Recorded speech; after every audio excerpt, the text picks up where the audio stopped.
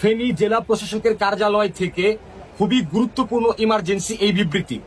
এই মুহূর্তে ফেনী জেলার সকল উপজেলার সকল হাসপাতাল পানিবন্দী থাকায় অচল অবস্থায় আছে। শুধু ফেনী সদর উপজেলার 4টি হাসপাতাল সচল আছে, কিন্তু সেখানে কোনো ডাক্তার বা নার্স নেই। আমরা গর্ভবতী মায়েদের চিৎকারে থাকতে পারছি না। জরুরি ভিত্তিতে এই মুহূর্তে ফেনী জেলায় মেডিকেল ক্যাম্প স্থাপন করা প্রয়োজন।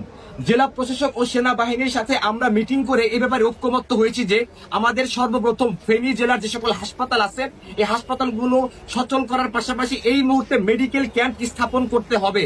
আপনারা যারা হেলিকপ্টারে করে ত্রাণ নিয়ে আসছেন, ত্রাণ পাঠাচ্ছেন, তাদের কাছে বিনীত অনুরোধ, হেলিকপ্টারে করে এখন ত্রাণ না পাঠিয়ে ডাক্তার পাঠান। এখানে শুকনো খাবার ও পানির কিছুটা মজুদ আছে এবং শত শত মানুষ নিয়ে আসছে। এখন যে জিনিসটা সব থেকে বেশি গুরুত্বপূর্ণ সেটা হচ্ছে মেডিকেল ক্যাম্প। এটা না হলে শত শত মা ও শিশুকে বাঁচানো সম্ভব হবে না। তাই বাংলাদেশের যতগুলো মেডিকেল কলেজ আছে, পাশাপাশি মেডিকেল কলেজের ডাক্তার, শিক্ষার্থী, নার্সিং ইনস্টিটিউটে যারা আছেন, এখনই মানবিকতার উদ্দেশ্যে, মানবিক উদ্দেশ্যে আপনারা এখনই ফেনীর দিকে রওনা দিন। আমরা এখানে মেডিকেল ক্যাম্পের সকল ব্যবস্থা করে রেখেছি।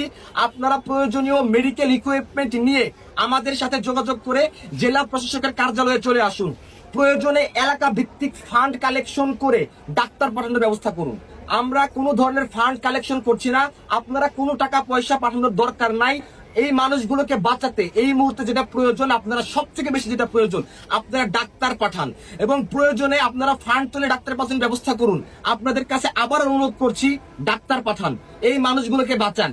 পাশাপাশি যদি কেউ অ্যাম্বুলেন্স ব্যবস্থা করতে পারেন, আমাদের সাথে যোগাযোগ করে অ্যাম্বুলেন্স পাঠানোর ব্যবস্থা করুন। কমেন্ট বক্সে আমাদের যোগাযোগের সবকিছু দিয়ে দিচ্ছি।